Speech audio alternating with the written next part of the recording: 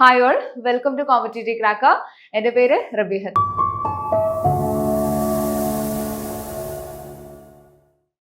അപ്പോൾ ഇന്നത്തെ വീഡിയോയിൽ നമ്മൾ നോക്കാനായിട്ട് പോകുന്ന റീസെന്റ് നടന്നിട്ടുള്ള CSCBയുടെ എക്സാമിന് ചോദിച്ചിട്ടുള്ള കുറച്ച് ഇമ്പോർട്ടൻ്റ് ആയിട്ടുള്ള ഏരിയാസ്, അതായത് എപ്പോഴും നമുക്ക് റിപ്പീറ്റഡ് ആയിട്ട് ക്വസ്റ്റ്യൻസ് വരുന്ന കറണ്ട് അഫയേഴ്സിന്റെ ഭാഗത്തുനിന്ന് റിപ്പീറ്റഡ് ആയിട്ട് നമ്മളോട് ചോദിക്കുന്ന ഏരിയാസ് ഏതൊക്കെയാണ് എന്നുള്ളതാണ് നമ്മൾ ഇന്ന് നോക്കാനായിട്ട് പോകുന്നത്. ഓക്കെ, അപ്പോൾ ഇത് നമ്മൾ പഠിക്കുന്നതെന്ന് വെച്ചാൽ ഇപ്പോൾ GK ആണെങ്കിലും അതല്ല കറണ്ട് അഫെയർ ആണെങ്കിലും നമ്മൾ ഇമ്പോർട്ടൻ്റ് ആയിട്ട് ഫോക്കസ് ചെയ്ത് പോയിരിക്കേണ്ട ഏരിയാസ് ഏതൊക്കെയാണ് ഇനിയുള്ള എക്സാമുകളിലൊക്കെ ആണെങ്കിലും.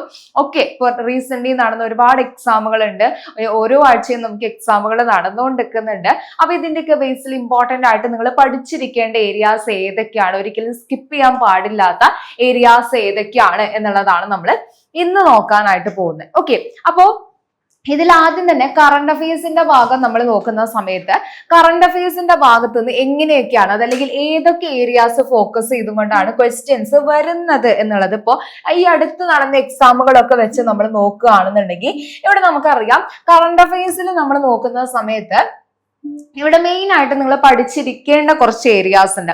അതിലൊന്ന് വരുന്നതാണ് ഈ പറയുന്ന വെന്യൂസ് എന്ന് പറയുന്നത്. ഓക്കെ, വെന്യൂസ് എന്ന് പറയുന്നത് അതിൽ ഇമ്പോർട്ടന്റ് ആണ്. പ്രത്യേകിച്ച് ഈ പറയുന്ന സ്പോർട്സുമായി ബന്ധപ്പെട്ടുകൊണ്ട് വരുന്ന പ്രധാനപ്പെട്ട വേദികൾ ഏതൊക്കെയാണ്, ഓരോ തവണയും ഓരോ ഗെയിംസുകൾ, ഇപ്പൊ ഈ പറയുന്ന നമ്മുടെ ഈ പറയുന്ന കബഡി ആണെങ്കിലും അതല്ല ചെസ് ലോകകപ്പ് ആണെങ്കിലും ഒക്കെ ആണെങ്കിലും ഇതൊക്കെ എവിടെയാണ് നടക്കുന്നത്, ഓരോ വർഷങ്ങളിലായിട്ട് എവിടെയാണ് നടക്കുന്നത്. അപ്പൊ അതുപോലെ തന്നെ നമ്മുടെ ഫിഫ വേൾഡ് കപ്പ് 2026 നടക്കാൻ പോകുന്നത് എവിടേക്കാണ്, ഇതൊക്കെ റീസെന്റ് നടന്ന എക്സാമുകളിൽ അത്യാവശ്യം നമുക്ക് ക്വസ്റ്റ്യൻസ് കണ്ടിട്ടുള്ള ഒരു ഏരിയ ആണ്. അപ്പൊ ഇതിൽ വെന്യൂസ് എന്ന് പറയുന്ന ഒരു ഏരിയ ഇമ്പോർട്ടന്റ് ആയിട്ട് വരുന്നതാണ്. അതുപോലെ തന്നെ ഇവിടെ നമ്മൾ നോക്കുന്ന സമയത്ത് അപ്പോയിന്റ്മെന്റുകൾ എന്ന് പറയുന്ന ഒരു പ്രധാന ഭാഗമുണ്ട്. ഓക്കെ, അപ്പോയിന്റ്മെന്റ്സ് എന്ന് പറയുന്ന ഒരു പ്രധാന ഏരിയ ഉണ്ട്. അപ്പൊ ഇതില് ഈ ഒരു അപ്പോയിന്റ്മെന്റിന്റെ ഭാഗത്ത് നമ്മൾ നോക്കുമ്പോൾ കേരള ക്യാബിനറ്റുമായി ബന്ധപ്പെട്ടുകൊണ്ടുള്ള കാര്യങ്ങൾ, ഓക്കെ, കേരള ലെജിസ്ലേച്ചറുമായി ബന്ധപ്പെട്ടുകൊണ്ടുള്ള കാര്യങ്ങൾ, അതുപോലെ തന്നെ ഈ പറയുന്ന യൂണിയൻ മിനിസ്റ്റേഴ്സുമായി ബന്ധപ്പെട്ടുകൊണ്ടുള്ള കാര്യങ്ങളെല്ലാം റീസെന്റ് നടന്ന എക്സാമുകളിൽ അത്യാവശ്യം നമുക്ക് ക്വസ്റ്റ്യൻസ് കണ്ടിട്ടുള്ള ഒരു ഏരിയ ആണ്. അതുകൊണ്ട് എന്ത് ചെയ്യുക, എന്തായാലും നിങ്ങൾ പഠിച്ചു പോകുമ്പോൾ ആ ഭാഗങ്ങൾ എപ്പോഴും അപ്ഡേറ്റ് ചെയ്ത് വെക്കാനായിട്ട് ശ്രദ്ധിക്കുക എന്നുള്ളത് അവിടെ ഇമ്പോർട്ടന്റ് ആണ്. അതുപോലെ തന്നെ മറ്റൊരു പ്രധാന ഏരിയ ആണ് ഈ പറയുന്ന അവാർഡ്സ് എന്ന് പറയുന്നത്. ഓക്കെ, അവാർഡ്സിന്റെ ഭാഗത്തുനിന്നും അത്യാവശ്യം നമുക്ക് ക്വസ്റ്റ്യൻസ് കാണുന്നത്. ഇപ്പൊ ഈ പറയുന്ന ഫിലിം അവാർഡുകളുമായി ബന്ധപ്പെട്ടുകൊണ്ടുള്ള കാര്യങ്ങൾ നമുക്ക് ക്വസ്റ്റ്യൻസ് ഇവിടെ കാണാൻ പറ്റാറുണ്ട്. അതുപോലെ തന്നെ ഈ പറയുന്ന റീസെന്റ് വന്നിട്ടുള്ള ഇപ്പൊ എന്തെങ്കിലുമൊക്കെ ഓടക്കുഴൽ അവാർഡോ അതല്ലെങ്കിൽ ഈ പറയുന്ന നമ്മുടെ ഈ പറയുന്ന ഓസ്കാറുമായി ബന്ധപ്പെട്ടുകൊണ്ടുള്ള കാര്യങ്ങളോ അതല്ല ഈ പറയുന്ന നൊബേലുമായി ബന്ധപ്പെട്ടുകൊണ്ടുള്ള കാര്യങ്ങളോ, ഇതെല്ലാം നമുക്ക് ഈ പറയുന്ന അവാർഡ്സിന്റെ ഭാഗത്തുനിന്ന് അത്യാവശ്യം ക്വസ്റ്റ്യൻസ് കാണാൻ പറ്റുന്ന ഒരു ഏരിയ ആണ്. അപ്പൊ നമുക്ക് കുറച്ച് ഭാഗങ്ങൾ ഇവിടെ കണ്ടു. ഇനി ഇതുപോലെ തന്നെ ഇമ്പോർട്ടന്റ് ആയിട്ട് വരുന്ന മറ്റൊരു ഭാഗമാണ് പ്രധാനപ്പെട്ട ഡേയ്സ് ഏതൊക്കെയാണ് എന്നുള്ളത്. ഓക്കെ, ഇമ്പോർട്ടന്റ് ആയിട്ടുള്ള ഡേയ്സ് ഏതൊക്കെയാണ്. ഇപ്പൊ നമ്മുടെ ഈ പറയുന്ന വേൾഡ് ഹെൽത്ത് ഡേ എന്നാണ്, അതുപോലെ തന്നെ നമ്മൾ ഈ പറയുന്ന ദേശീയ കായിക ദിനമായിട്ട് നമ്മൾ കൊണ്ടാടുന്നത് എന്നാണ്, അതുപോലെ തന്നെ ഈ പറയുന്ന ദേശീയ ബഹിരാകാശ ദിനം എന്നാണ്, ഇതെല്ലാം കൺസ്യൂമേഴ്സ് ഡേ എന്നാണ്, നാഷണൽ കൺസ്യൂമേഴ്സ് ഡേ എന്നാണ്. ഇതെല്ലാം അത്യാവശ്യം നമുക്ക് ക്വസ്റ്റ്യൻസ് കണ്ടിട്ടുള്ള ഒരു ഏരിയ ആണ്. അപ്പൊ എന്താ ചെയ്യാ, ഈ ഭാഗത്ത് നിന്നുള്ള ക്വസ്റ്റ്യൻസ് എല്ലാം റിപ്പീറ്റഡ് ആയതുകൊണ്ട് തന്നെ എപ്പോഴും എക്സാമിന് പോകുമ്പോൾ ഇതെല്ലാം അപ്ഡേറ്റ് ചെയ്ത് വെക്കാനായിട്ട് ശ്രദ്ധിക്കാം. അടുത്ത് നടന്നിട്ടുള്ള എക്സാമുകൾ ഏതൊക്കെയാണ്, അതിൽ വന്നിട്ടുള്ള ക്വസ്റ്റ്യൻസും കാര്യങ്ങളും എങ്ങനെയൊക്കെയാണ് എന്നുള്ളതൊന്നും അവിടെ ഓർമ്മിച്ച് വെക്കാം. അപ്പൊ ഇവിടെ അടുത്ത് നടന്ന എക്സാമുകൾ റീസെന്റ് നടന്നിട്ടുള്ള നമ്മുടെ CSCBയുടെ എക്സാമിന് ചോദിച്ചിട്ടുള്ള കുറച്ച് ക്വസ്റ്റ്യൻസ് നമുക്ക് നോക്കാം. നമ്മൾ ആൻസറിലോട്ടോ കാര്യങ്ങളിലോട്ടോ ഒന്നും പ്രത്യേകിച്ച് മെയിൻ ആയിട്ട് അതിൽ ഫോക്കസ് ചെയ്തുകൊണ്ടും പോകുന്നില്ല. പക്ഷെ നിങ്ങൾ ഇനിയുള്ള എക്സാമുകൾക്ക് നിർബന്ധമായിട്ട് ഫോക്കസ് ചെയ്തിരിക്കേണ്ട ഏരിയാസ് ഏതൊക്കെയാണ് എന്നുള്ളത് മാത്രമാണ് ഇവിടെ കവർ ചെയ്യാൻ നോക്കുന്നത് കേട്ടോ. അപ്പൊ ഇവിടെ നോക്കിയേ, നമ്മുടെ ഈ പറയുന്ന യൂണിവേഴ്സിറ്റി ഏത് യൂണിവേഴ്സിറ്റിയിലാണെന്നാണ് ചോദിച്ചിട്ടുള്ളത്. വൈസ് ചാൻസലർ ആയിട്ട് ഡോക്ടർ ജാൻസി ജെയിംസ് നിയമിതയായിട്ടുള്ളത് ഏത് യൂണിവേഴ്സിറ്റിയിലാണ് എന്നാണ് ചോദിച്ചിട്ടുള്ളത്. അപ്പൊ തിരിച്ചും മറിച്ചും നമുക്ക് അവിടുന്ന് ക്വസ്റ്റ്യൻസ് വരുന്നുണ്ട്. അപ്പൊ അത്തരത്തില് അപ്പോയിന്റ്മെന്റുകൾ റിലേറ്റഡ് ആയിട്ടുള്ള കാര്യങ്ങൾ നമുക്ക് ക്വസ്റ്റ്യൻസ് കാണുന്നുണ്ട്. അതുപോലെ തന്നെ ഇവിടെ നോക്കിയാൽ നമ്മുടെ സെൻട്രൽ ക്യാബിനറ്റിലെ പെട്രോളിയം ആൻഡ് നാച്ചുറൽ ഗ്യാസിന്റെ നിലവിലെ മിനിസ്റ്റർ ആരാണ് എന്നുള്ള ഒരു ക്വസ്റ്റ്യൻ വന്നിട്ടുണ്ട്. അതുപോലെ തന്നെ നമ്മുടെ എഡ്യൂക്കേഷൻ മിനിസ്റ്റർ, കേരളത്തിന്റെ നിലവിലെ എഡ്യൂക്കേഷൻ മിനിസ്റ്റർ ആരാണ് എന്നുള്ള ഒരു ചോദ്യം ഇവിടെ വന്നിട്ടുണ്ട്. അപ്പോൾ ഇതെല്ലാം ഈ പറയുന്ന അപ്പോയിന്റ്മെന്റുകളുമായി ബന്ധപ്പെട്ടുകൊണ്ട് വന്നിട്ടുള്ള ക്വസ്റ്റ്യൻസ് ആണ്. ഇതുപോലെ ഒരുപാട് ചോദ്യങ്ങൾ നമുക്ക് റിപ്പീറ്റഡ് ആയിട്ട് കാണാനായിട്ട് പറ്റുന്നുണ്ട് എന്നുള്ളതാണ്. അതുപോലെ തന്നെ ഇവിടെ നോക്കിയാൽ നമ്മുടെ ഈ പറയുന്ന യൂണിയൻ കൗൺസിൽ ഓഫ് മിനിസ്റ്റേഴ്സുമായി ബന്ധപ്പെട്ടുകൊണ്ട് ഇതിൽ ഈ പറയുന്ന ഏതാണ് മാച്ച് ആയിട്ടുള്ളത്, മാച്ച് അല്ലാത്തത് എന്ന രീതിയിലുള്ള ക്വസ്റ്റ്യൻസ് നമുക്ക് കാണാറുണ്ട്. അപ്പൊ ഇവിടെ മിനിസ്റ്റർ ഓഫ് അഗ്രികൾച്ചർ തന്നിട്ടുണ്ട്, മിനിസ്റ്റർ ഓഫ് ടെക്സ്റ്റൈൽസ് തന്നിട്ടുണ്ട്, ടൂറിസം തന്നിട്ടുണ്ട്, ലേബർ ആൻഡ് എംപ്ലോയ്മെന്റ് തന്നിട്ടുണ്ട്. അപ്പൊ ഇതിൽ ഓരോന്നിന്റെയും മിനിസ്റ്റേഴ്സ് ആരൊക്കെയാണ് എന്നുള്ളത് കൃത്യമായിട്ട് നമുക്ക് അറിഞ്ഞാലാണ് ഈ ഒരു ക്വസ്റ്റ്യൻ ആൻസർ ചെയ്യാനായിട്ട് പറ്റുള്ളൂ. അപ്പൊ അപ്പോയിന്റ്മെന്റുകൾ എന്ന് പറയുന്ന ഏരിയ പ്രധാനമായിട്ടും നമ്മുടെ ഈ പറയുന്ന കേരള ലെജിസ്ലേച്ചറുമായും അതുപോലെ തന്നെ യൂണിയൻ ക്യാബിനറ്റിലെ മിനിസ്റ്റേഴ്സുമായി ബന്ധപ്പെട്ടുകൊണ്ടുള്ള കാര്യങ്ങൾ എന്ത് ചെയ്യുക, എന്തായാലും അവിടെ പഠിച്ചു വെക്കാനായിട്ട് ശ്രദ്ധിക്കുക എന്നുള്ളതാണ്. ഓക്കെ, അതുപോലെ തന്നെ ഇവിടെ നോക്കിയാൽ നമ്മുടെ 16th ഫൈനാൻസ് കമ്മീഷന്റെ 16ാമത് ധനകാര്യ കമ്മീഷന്റെ ചെയർമാൻ ആരാണ് എന്നുള്ളതാണ് മറ്റൊരു ക്വസ്റ്റ്യൻ ആയിട്ട് ചോദിച്ചിട്ടുള്ളത്. അങ്ങനെ റിപ്പീറ്റഡ് ആയിട്ട് നമുക്ക് ക്വസ്റ്റ്യൻസ് ഇവിടെ വരുന്നുണ്ട് എന്നുള്ളതാണ്. അതുപോലെ തന്നെ മറ്റൊരു പ്രധാനപ്പെട്ട ഏരിയ ആണ് നമ്മുടെ ഈ പറയുന്ന ഇൻഡെക്സുകളുമായി ബന്ധപ്പെട്ടുകൊണ്ടുള്ള കാര്യങ്ങൾ. ഇപ്പൊ റീസെന്റ് വന്നിട്ടുള്ള പ്രധാനപ്പെട്ട ഇൻഡെക്സുകൾ, പ്രധാനപ്പെട്ട റാങ്കിങ്ങുമായി ബന്ധപ്പെട്ടുകൊണ്ട് ഇപ്പൊ ഫിഫ റാങ്കിങ് ആവാം, അതല്ല ഇവിടെ എപ്പോഴും ചോദിച്ചു കാണുന്ന ഈ പറയുന്ന ഗ്ലോബൽ ഹങ്കർ ഇൻഡെക്സ് എന്താണ് റാങ്കിങ് ആവാം, അതല്ല നമ്മുടെ ഈ പറയുന്ന ഹെൻലി പാസ്പോർട്ട് ഇൻഡെക്സുമായി ബന്ധപ്പെട്ടുകൊണ്ടുള്ള കാര്യങ്ങളാവാം, ഹ്യൂമൻ ഡെവലപ്മെന്റ് ഇൻഡെക്സുമായി ബന്ധപ്പെട്ടുകൊണ്ടുള്ള കാര്യങ്ങളാവാം, ഇതെല്ലാം നമുക്ക് ക്ലൈമറ്റുമായി ബന്ധപ്പെട്ടുകൊണ്ടുള്ള ഇൻഡെക്സുകളാവാം, ഇതെല്ലാം നമുക്ക് എന്താണ് റിപ്പീറ്റഡ് ആയിട്ട് ക്വസ്റ്റ്യൻസ് കാണുന്ന ഏരിയാസ് ആണ്. അപ്പൊ ഇവിടെ റാങ്കിങ് എന്ന് പറയുന്ന ഏരിയ, അതല്ലെങ്കിൽ നമ്മുടെ ഇൻഡെക്സ് എന്ന് പറയുന്ന ഏരിയ, അതിലെല്ലാം ഒന്നുമില്ല, ഇമ്പോർട്ടന്റ് ആയിട്ടുള്ള കാര്യങ്ങൾ നിങ്ങൾ എന്ത് ചെയ്യുക, എപ്പോഴും അപ്ഡേറ്റ് ചെയ്ത് വെച്ചുകൊണ്ട് തന്നെ പോവുക. കാരണം നമുക്ക് ക്വസ്റ്റ്യൻസ് അവിടുന്ന് കാണാനായിട്ട് പറ്റുന്നുണ്ട് എന്നുള്ളതാണ്. ഇനി അതുപോലെ തന്നെ നേരത്തെ നമ്മൾ തുടക്കത്തിൽ പറയുന്ന വെന്യൂസുമായി ബന്ധപ്പെട്ടുകൊണ്ട്, പ്രത്യേകിച്ച് ഈ പറയുന്ന സ്പോർട്സുമായി ബന്ധപ്പെട്ടുകൊണ്ടുള്ള കാര്യങ്ങൾ നമുക്ക് ഇമ്പോർട്ടന്റ് ആണ് എന്നുള്ളതാണ്. ഇവിടെ നോക്കിയേ, നമ്മുടെ 2025 വേൾഡ് ഗെയിംസ് വേദി ഏതാണ് എന്നാണ് ചോദിച്ചിട്ടുള്ളത്. ഏത് കൺട്രിയാണ് ഹോസ്റ്റ് ചെയ്തിട്ടുണ്ടായിരുന്നത് എന്നാണ് ചോദിക്കുന്നത്.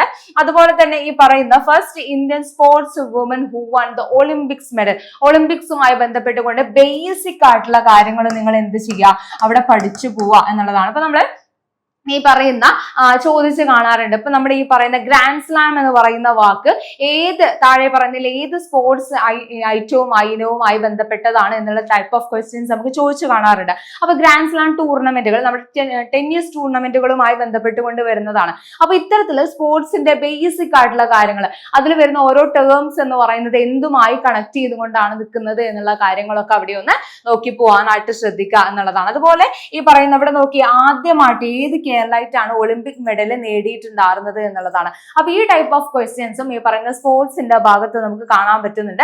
അപ്പോൾ ഇതാണ് കറണ്ട് അഫയേഴ്സിന്റെ ഭാഗത്ത് നിന്ന് നിങ്ങൾ എന്തായാലും നോക്കി പോകേണ്ട ഏരിയാസ് എന്ന് പറയുന്നത്. ഇതെപ്പോഴും സ്കിപ്പ് ചെയ്യരുതാത്ത ഏരിയാസ് ആണ്. ഇതല്ലാത്ത ഇമ്പോർട്ടന്റ് ആയിട്ടുള്ള പലതും നമുക്ക് പഠിക്കാനായിട്ടുണ്ട്. അതിൽ ഒരുപാട് പ്രീവിയസ് ക്വസ്റ്റ്യൻസ് റീസെന്റ് നടക്കുന്ന എക്സാമുകളുടെ കാര്യങ്ങളെല്ലാം നമ്മൾ ഓരോ വീഡിയോയിലായിട്ട് ഡിസ്കസ് ചെയ്ത് പോകാറുള്ളതാണ്. പക്ഷെ എന്ത് ചെയ്യുക, ഇത്തരത്തിലുള്ള ഇമ്പോർട്ടന്റ് ആയിട്ടുള്ള ഏരിയാസ് നിങ്ങൾ ഒന്നുകൂടെ ഫോക്കസ് ചെയ്യാൻ വേണ്ടിയിട്ടാണ് ഇതിപ്പോ ചെയ്യുന്നത് കേട്ടോ. ഇനി ഇതുപോലെ കറണ്ട് അഫയേഴ്സിന്റെ കാര്യം പറഞ്ഞ പോലെ തന്നെ നമ്മുടെ കോൺസ്റ്റിറ്റ്യൂഷൻ, ഓക്കെ, കോൺസ്റ്റിറ്റ്യൂഷൻ എന്ന് പറയുന്നത് മറ്റൊരു പ്രധാന ഏരിയ ആയിട്ട് വരുന്നതാണ്. പക്ഷെ നമുക്ക് പഠിച്ചെടുത്താൽ സിമ്പിൾ ആയിട്ട് മാർക്ക് സ്കോർ ചെയ്യാനായിട്ട് പറ്റുന്ന ഒരു ഏരിയ കൂടിയാണ് ഈ പറയുന്ന കോൺസ്റ്റിറ്റ്യൂഷൻ എന്ന് പറയുന്നത്.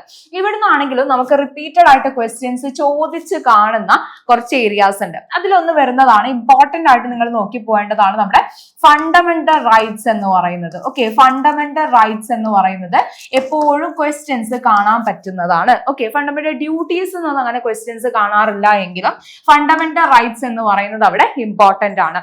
അതുമായി ബന്ധപ്പെട്ടുകൊണ്ട് വരുന്ന പ്രധാനപ്പെട്ട ആർട്ടിക്കിൾസ്, ഓക്കെ, അതുമായി ബന്ധപ്പെട്ട പ്രധാനപ്പെട്ട ആർട്ടിക്കിൾസ് എന്ന് പറയുന്നത് അവിടുന്ന് ക്വസ്റ്റ്യൻസ് നമുക്ക് കാണാൻ പറ്റാറുണ്ട്. അതുപോലെ തന്നെ ഈ പറയുന്ന DPSPയുമായി ബന്ധപ്പെട്ടുകൊണ്ടുള്ള കാര്യങ്ങൾ, ഓക്കെ, DPSPയുമായി ബന്ധപ്പെട്ടുകൊണ്ട് വരുന്ന കാര്യങ്ങൾ, അതിലെ പ്രധാനപ്പെട്ട ആർട്ടിക്കിൾസ്, ഇതെല്ലാം നമുക്ക് ഇമ്പോർട്ടന്റ് ആണ്. ഇതുപോലെ തന്നെ നമ്മുടെ എക്സിക്യൂട്ടീവുമായി ബന്ധപ്പെട്ടുകൊണ്ടുള്ള ക്വസ്റ്റ്യൻസ് നമുക്ക് കാണാറുണ്ട്. ഇപ്പൊ നമ്മുടെ ഈ പറയുന്ന പ്രൈം മിനിസ്റ്റർ, അതുപോലെ തന്നെ ഈ പറയുന്ന നമ്മുടെ പ്രസിഡന്റുമായി ബന്ധപ്പെട്ടുകൊണ്ടുള്ള കാര്യങ്ങൾ, ഈ ഭാഗത്തു നിന്നൊക്കെ വന്നിട്ടുള്ള പ്രധാനപ്പെട്ട ആർട്ടിക്കിൾ ആർട്ടിക്കിൾസ് ഏതൊക്കെയാണ്, ഇതുമായി ബന്ധപ്പെട്ടുള്ള നിൽക്കുന്ന പ്രധാന ആർട്ടിക്കിൾസ് ഏതൊക്കെയാണ്, അതുപോലെ തന്നെ നമ്മുടെ പ്രധാനപ്പെട്ട അമെൻമെന്റ്സ് ഏതൊക്കെയാണ്, ഇതെല്ലാം നമുക്ക് എന്താണ് ക്വസ്റ്റ്യൻസ് കാണാൻ പറ്റുന്ന ഏരിയാസ് ആണ്. പക്ഷെ ഇതെല്ലാം പഠിച്ചെടുത്താൽ നമുക്ക് എന്താണ് ഈസി ആയിട്ട് സ്കോർ ചെയ്യാൻ പറ്റുന്ന ഒരു ഏരിയ കൂടിയാണ്. ഈ ഭാഗത്തുനിന്ന് വന്നിട്ടുള്ള കുറച്ച് ക്വസ്റ്റ്യൻസ്, മോഡൽ ക്വസ്റ്റ്യൻസ് അല്ല, റീസെന്റ് നടന്ന എക്സാമുകളിൽ വന്നിട്ടുള്ള കുറച്ച് ക്വസ്റ്റ്യൻസ് കൂടെ നമുക്കൊന്നങ്ങ് നോക്കി പോവാം. ഓക്കെ, ഇവിടെ നോക്കിയേ, നമ്മുടെ ഈ താഴെ തന്നിട്ടുള്ളതില് ഏതാണ് കറക്റ്റ് ആയിട്ടുള്ളത് എന്നാണ് ചോദിക്കുന്നത്. ഇതിൽ ഓരോന്നും നമ്മൾ നോക്കുന്ന സമയത്ത് ഈ 4 സ്റ്റേറ്റ്മെന്റ് നമ്മൾ നോക്കുമ്പോൾ നമ്മുടെ ഫണ്ടമെന്റൽ റൈറ്റ്സുമായി ബന്ധപ്പെട്ടുകൊണ്ടുള്ള കാര്യങ്ങളാണ് പറയുന്നത്. പക്ഷെ ഈസി ആയിട്ട് നമുക്ക് മാർക്ക് സ്കോർ ചെയ്യാൻ പറ്റുന്ന ഓരോ സ്റ്റേറ്റ്മെന്റ്സ് ആണ് നമ്മൾ പഠിച്ചിട്ടുള്ളത്. അപ്പൊ നമ്മൾ ആർട്ടിക്കിൾ 14 ആണെങ്കിലും അതല്ല 18 ആണെങ്കിലും ആർട്ടിക്കിൾ 14 തൊട്ട് 18 വരെ 19 തൊട്ട് 22 വരെയുള്ളതെല്ലാം നമ്മൾ പഠിച്ചു പോകുന്നതാണ്. അപ്പൊ ഫണ്ടമെന്റൽ റൈറ്റ്സ് എല്ലാം പറയുന്ന 12 തൊട്ട് 35 വരെയുള്ള ഭാഗങ്ങൾ നമ്മൾ പഠിച്ചു പോകുമ്പോൾ അതിൽ കൃത്യമായിട്ട് നമ്മൾ കവർ ചെയ്യുന്ന ഏരിയാസ് തന്നെയാണ്. ഇത് കുറച്ച് സ്റ്റേറ്റ്മെന്റ് ആയിട്ട് നമ്മൾ കൺഫ്യൂസിങ് ആക്കുന്ന രീതിയിൽ ഒന്ന് തന്നു എന്നേ ഉള്ളൂ. പക്ഷെ നമുക്ക് ഈസി ആയിട്ട് മാർക്ക് സ്കോർ ചെയ്യാൻ പറ്റുന്ന ഒരു ഏരിയ തന്നെയാണ് ഈ പറയുന്ന കോൺസ്റ്റിറ്റ്യൂഷൻ. അതിലെ ഫണ്ടമെന്റൽ റൈറ്റ്സിന്റെ ഭാഗത്ത് നിന്ന് വന്നിട്ടുള്ള ഒരു ക്വസ്റ്റ്യൻ ആണിത്.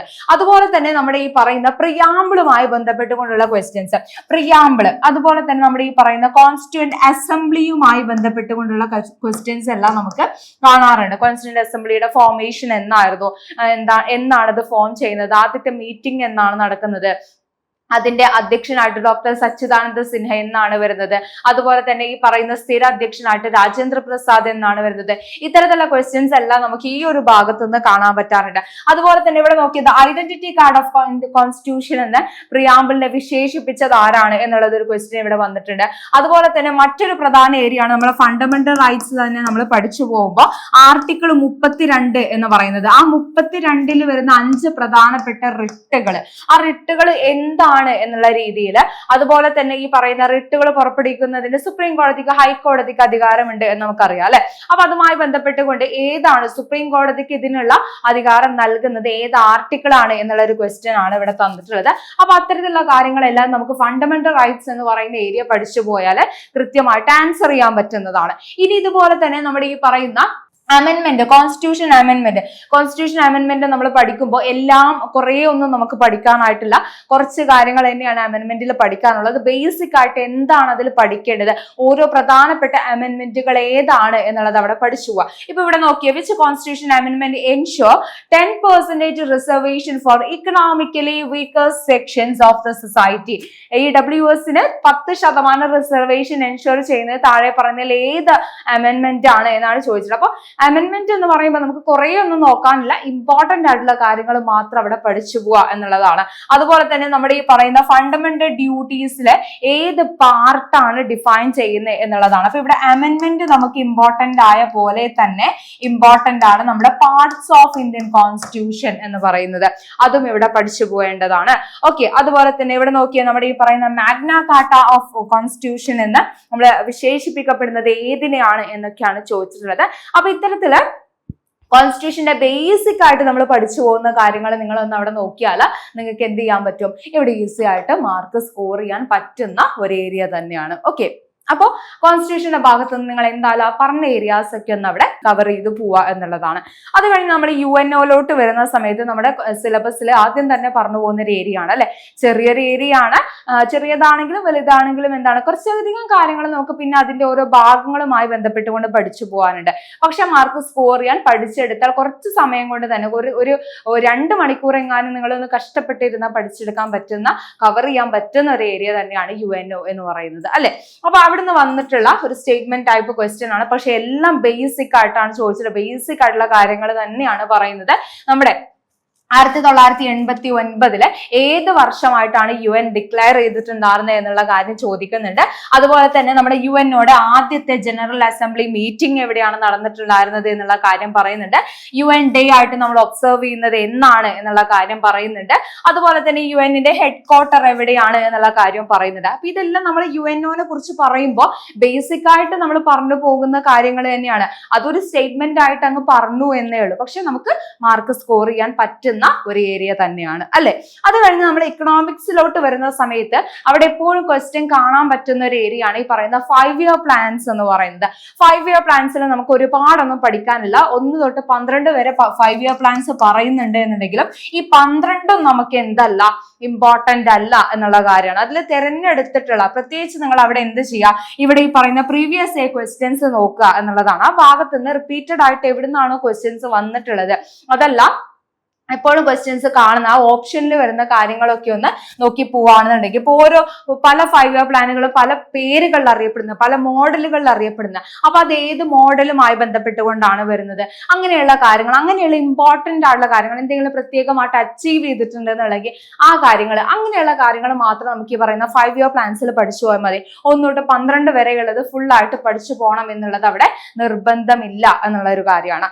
അത് കഴിഞ്ഞ് ജോഗ്രഫിയിലോട്ട് നമ്മൾ വരുന്ന സമയത്ത് ഇവിടെ നമുക്ക് ഇമ്പോർട്ടന്റ് ആയിട്ടുള്ള ഏരിയാസ് തന്നെ നോക്കാനുള്ള, ഇപ്പൊ നമ്മുടെ അറ്റ്മോസ്ഫിയറുമായി ബന്ധപ്പെട്ടുകൊണ്ടുള്ള കാര്യങ്ങൾ, ഓക്കെ, അറ്റ്മോസ്ഫിയറുമായി ബന്ധപ്പെട്ടുകൊണ്ട് വരുന്ന കാര്യങ്ങൾ, അതുപോലെ തന്നെ നമ്മുടെ റിവേഴ്സ്, ഓക്കെ, റിവറുകളുമായി ബന്ധപ്പെട്ടുകൊണ്ട് വരുന്ന കാര്യങ്ങൾ, പിന്നെ ഈ പറയുന്ന ക്ലൈമറ്റ് പോലെയുള്ള കാര്യങ്ങള്, ഇങ്ങനെയുള്ള കുറച്ച് പ്രധാനപ്പെട്ട കാര്യങ്ങളാണ് നമുക്ക് ഈ പറയുന്ന ജോഗ്രഫി എന്ന് പറയുന്ന ഭാഗത്ത് നോക്കി പോകാനായിട്ട് വരുന്നത്. അപ്പൊ ഇവിടെ നോക്കിയത് district in Kerala through which maximum number of reverse flow, ഇന്ത്യയിലെ അല്ല കേരളത്തിലെ ഏത് ഡിസ്ട്രിക്റ്റിലൂടെയാണ് ഏറ്റവും കൂടുതൽ നദികൾ കടന്നു പോകുന്നത് എന്നാണ് ചോദിച്ചിട്ടുള്ളത്.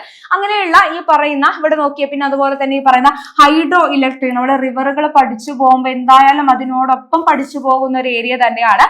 ഓരോ റിവറിലെയും അല്ലെങ്കിൽ ഏതെങ്കിലും റിവറിലൊക്കെ എന്തെങ്കിലുമൊക്കെ ഹൈഡ്രോ പ്രൊജക്ടുകൾ നടത്തിയിട്ടുണ്ട് എന്നുണ്ടെങ്കിൽ ആ കാര്യങ്ങൾ, അപ്പൊ ആ ഭാഗങ്ങളെല്ലാം നമുക്ക് എന്താണ് ഈ പറയുന്ന ജോഗ്രഫിയിൽ മാർക്ക് സ്കോർ ചെയ്യാൻ പറ്റുന്ന ഇമ്പോർട്ടന്റ് ആയിട്ട് നിങ്ങൾ പഠിച്ചു പോവേണ്ടതാണ് എന്നുള്ളതാണ്. ഇനി ഇവിടെ നമ്മൾ ഡിസ്കസ് ചെയ്യാതെ പോയ മറ്റൊരു പ്രധാന ഏരിയ ആണ് ഈ പറയുന്ന ഹിസ്റ്ററിയുമായി ബന്ധപ്പെട്ടുകൊണ്ടുള്ള കാര്യങ്ങൾ എന്ന് പറയുന്നത്. ഹിസ്റ്ററിയിൽ നമ്മൾ നോക്കുന്ന സമയത്ത് ഇപ്പൊ ഇന്ത്യൻ ഹിസ്റ്ററി ആണെങ്കിലും കേരള ഹിസ്റ്ററി ആണെങ്കിലും നമ്മൾ ഇവിടെ നോക്കുമ്പോൾ എന്താണ് നമുക്ക് വരുന്നത്, അതിൽ പ്രധാനപ്പെട്ട ഒരു ഏരിയ ആണ് ഈ പറയുന്നത് സോഷ്യൽ റിഫോം മൂവ്മെന്റുകളുമായി ബന്ധപ്പെട്ടുകൊണ്ടുള്ള കാര്യങ്ങൾ. എപ്പോഴും ക്വസ്റ്റ്യൻ കാണാൻ പറ്റുന്നതാണ്. അത് കേരളയാണെങ്കിലും ഇന്ത്യ ആണെങ്കിലും നമുക്ക് ഇമ്പോർട്ടന്റ് ആണ്. സോഷ്യൽ റിഫോം ലീഡേഴ്സ് ആരൊക്കെയാണ്, ഇപ്പൊ ഈ പറയുന്ന നമ്മുടെ ശ്രീനാരായണ ഗുരുവുമായി ബന്ധപ്പെട്ടുകൊണ്ടുള്ള ക്വസ്റ്റ്യൻസ് നമുക്ക് എപ്പോഴും കാണാറുണ്ട്. അതുപോലെ തന്നെ രാജാ റാം മോഹൻ റോയ്, അതുപോലെ തന്നെ സ്വാമി ദയാനന്ദ സരസ്വതിയുമായി ബന്ധപ്പെട്ടുകൊണ്ട് ചട്ടമ്പി സ്വാമികൾ, ഇവരുടെ പ്രധാനപ്പെട്ട ഓർഗനൈസേഷൻസ്, ഇവർ ഫൗണ്ട് ചെയ്തിട്ടുള്ളത്, ഇവരുടെ ബുക്കുകളുമായി ബന്ധപ്പെട്ടുകൊണ്ടുള്ള കാര്യങ്ങൾ, അങ്ങനെയുള്ള കാര്യങ്ങളെല്ലാം നമുക്ക് ഈ പറയുന്ന സോഷ്യൽ റിഫോം മൂവ്മെന്റിന്റെ ഭാഗത്ത് ഇമ്പോർട്ടന്റ് ആയിട്ട് വരുന്നതാണ്. ക്വസ്റ്റ്യൻസ് അവിടെ നമുക്ക് കാണാൻ പറ്റുന്ന ഒരു ഏരിയ കൂടിയാണ്. അതുപോലെ തന്നെ ഇവിടെ ഈ പറയുമ്പോൾ ബുക്സ് ആൻഡ് ഓതേഴ്സ് എന്ന് പറയുന്ന കാര്യം നമുക്ക് അവിടെ ഇമ്പോർട്ടന്റ് ആയിട്ട് വരുന്നതാണ് എന്നുള്ളതാണ്. പുതിയതാവാം പഴയതാവാം, അതിൽ ഈ പറയുന്ന ബുക്സ് ആൻഡ് ഓതേഴ്സുമായി ബന്ധപ്പെട്ടുകൊണ്ടുള്ള കാര്യങ്ങൾ നമുക്ക് അവിടെ പഠിച്ചു പോകാനായിട്ട് വരുന്നതാണ്. ഓക്കെ, അത് കഴിഞ്ഞ് ഇന്ത്യൻ ഹിസ്റ്ററിയിലോട്ട് നമ്മൾ വരുമ്പോൾ സോഷ്യൽ റിഫോം മൂവ്മെന്റ് നമ്മൾ കേരള ഇന്ത്യൻ ഹിസ്റ്ററിയിലൊക്കെ തന്നെ ആയിട്ടാണ് വരുന്നത്. അതുപോലെ തന്നെ ഇന്ത്യൻ ഹിസ്റ്ററിയിൽ ഒന്ന് സ്പെസിഫിക് ആയിട്ട് നമ്മൾ എടുക്കുകയാണ് എന്നുണ്ടെങ്കിൽ ഇപ്പൊ നമ്മുടെ ഈ പറയുന്ന മെയിൻ ആയിട്ട് നമ്മുടെ മോഡേൺ ഇന്ത്യയുമായി ബന്ധപ്പെട്ടുകൊണ്ടുള്ള കാര്യങ്ങൾ, ഓക്കെ, മോഡേൺ ഇന്ത്യയിൽ നിന്നുള്ള ക്വസ്റ്റ്യൻസ് എന്ന് പറയുന്നത് നമുക്ക് കാണാൻ പറ്റാറുണ്ട്. അതിൽ തന്നെ ഇമ്പോർട്ടന്റ് ആയിട്ടുള്ള ഏരിയ അപ്പൊ നമ്മുടെ ഈ പറയുന്ന നാഷണൽ മൂവ്മെന്റുകളുമായി ബന്ധപ്പെട്ടുകൊണ്ടുള്ള കാര്യങ്ങൾ, ഓക്കെ, ഇപ്പൊ നമ്മുടെ quit India movement, okay, quit India മൂവ്മെന്റുമായി ബന്ധപ്പെട്ടുകൊണ്ടുള്ള കാര്യങ്ങൾ, അതുപോലെ തന്നെ ഗാന്ധിയുടെ ആദ്യകാല സമരങ്ങളുമായി ബന്ധപ്പെട്ടുകൊണ്ടുള്ള കാര്യങ്ങൾ, ചമ്പാരൻ, കെയ്ത, അഹമ്മദാബാദ്, അതിന്റെ ഇയേഴ്സ്, അതിന്റെ വർഷങ്ങൾ ഏതൊക്കെയാണ് എന്നുള്ള കാര്യങ്ങൾ ഇവിടെ ഇമ്പോർട്ടന്റ് ആണ്. അതുപോലെ തന്നെ ഈ പറയുന്ന ഖിലാഫത്ത് മൂവ്മെന്റ്, ഓക്കെ, അതുപോലെ തന്നെ നോൺ കോപ്പറേഷൻ മൂവ്മെന്റ്, അതുപോലെ തന്നെ സിവിൽ ഡിസൊബീഡിയൻ മൂവ്മെന്റുമായി ബന്ധപ്പെട്ടുകൊണ്ടുള്ള കാര്യങ്ങൾ, ഇതെല്ലാം നമുക്ക് എന്താണ് ഈ പറയുന്ന മോഡേൺ ഇന്ത്യയുടെ ഭാഗത്ത് നിന്ന് അത്യാവശ്യം ക്വസ്റ്റ്യൻസ് കാണാൻ പറ്റുന്ന ഒരു ഏരിയ ആണ്. അപ്പൊ ഇന്ത്യൻ ഹിസ്റ്ററിയിൽ നോക്കുമ്പോൾ എന്ന് പറഞ്ഞാൽ മോഡേൺ ഇന്ത്യയുടെ കേസിൽ എന്ത് ചെയ്യാം, ഈ കാര്യങ്ങളൊക്കെ ഒന്ന് കവർ ചെയ്ത് പോവാനായിട്ട് ശ്രദ്ധിക്കുക എന്നുള്ളതാണ്. ഓക്കെ, അപ്പൊ ഇതാണ് നമ്മുടെ ഇന്ത്യൻ ഹിസ്റ്ററിയുടെ കാര്യത്തിൽ വരുന്നത്. ഓക്കെ, അപ്പൊ ഇത്രയും പ്രധാനപ്പെട്ട ഏരിയാസ് എന്ത് ചെയ്യുക, നിങ്ങൾ ഓരോ തവണ പ്രീവിയസ് ഇയർ ക്വസ്റ്റ്യൻസ് എന്ന് പറയുന്നത് പ്രധാനമായിട്ടും ഡിസ്കസ് ചെയ്ത് പോവുക എന്നുള്ളതാണ്. അത് കൃത്യമായിട്ട് അനലൈസ് ചെയ്യുക, എവിടെ നിന്നാണ് ക്വസ്റ്റ്യൻസ് മെയിൻ ആയിട്ട് ചോദിക്കുന്നത് എന്നുള്ളത് ഐഡന്റിഫൈ ചെയ്യുക എന്നുള്ളതാണ്. ഓക്കെ, അപ്പോൾ ഇത്രയും കാര്യങ്ങളാണ് നമുക്ക് ഇന്നത്തെ വീഡിയോയിൽ നോക്കാനായിട്ടുള്ളത്. അപ്പൊ ഇവിടെ നമ്മൾ എന്താണ് കോമ്പറ്റേറ്റീവ് ക്രാക്കറിലാണെങ്കിൽ CSE ഇവിടെ പുതിയ ബാച്ചുകൾ നമ്മൾ സ്റ്റാർട്ട് ചെയ്തിട്ടുണ്ട്. 6 months ഡ്യൂറേഷൻ വരുന്ന പഠിപ്പിക്കുന്ന കോഴ്സുകളാണ്. അപ്പൊ ഇവിടെ നിങ്ങൾ പറയുമ്പോൾ ആദ്യമായിട്ട് ഒരു CSCB എക്സാമിന് അപ്പിയർ ചെയ്യാൻ പോകുന്ന ആളാണെങ്കിലും അതല്ല 1 or 2 അറ്റംപ്റ്റ് കഴിഞ്ഞിരിക്കുന്ന ആളാണെങ്കിൽ പോലും എന്താണ് നിങ്ങൾക്ക് ഈ ഒരു കോഴ്സ് ചൂസ് ചെയ്യാവുന്നതാണ്. കാരണം ഡെയിലി പറയുന്ന ഈ ഒരു എന്താണ് കോഴ്സിന്റെ ഫീച്ചേഴ്സ് നമ്മൾ പറയുകയാണെന്നുണ്ടെങ്കിൽ ഡെയിലി ലൈവ് ക്ലാസ്സുകൾ, അതുപോലെ തന്നെ മോക്ക് ടെസ്റ്റ് കാര്യങ്ങൾ നിങ്ങൾക്ക് ഉണ്ടായിരിക്കും.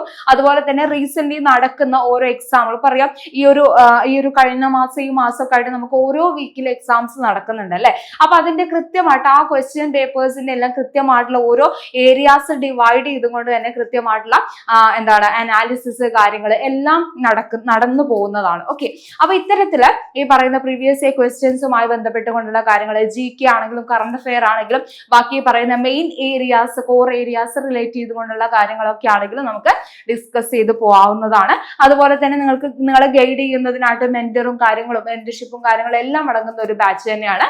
അപ്പോൾ ഈ ഒരു ബാച്ചിനെ കുറിച്ചുള്ള കൂടുതൽ ഡീറ്റെയിൽസ് അറിയുന്നതിനായിട്ട് നിങ്ങൾക്ക് സ്ക്രീനിൽ കാണുന്ന നമ്പറിൽ കോൺടാക്ട് ചെയ്യാവുന്നതാണ്.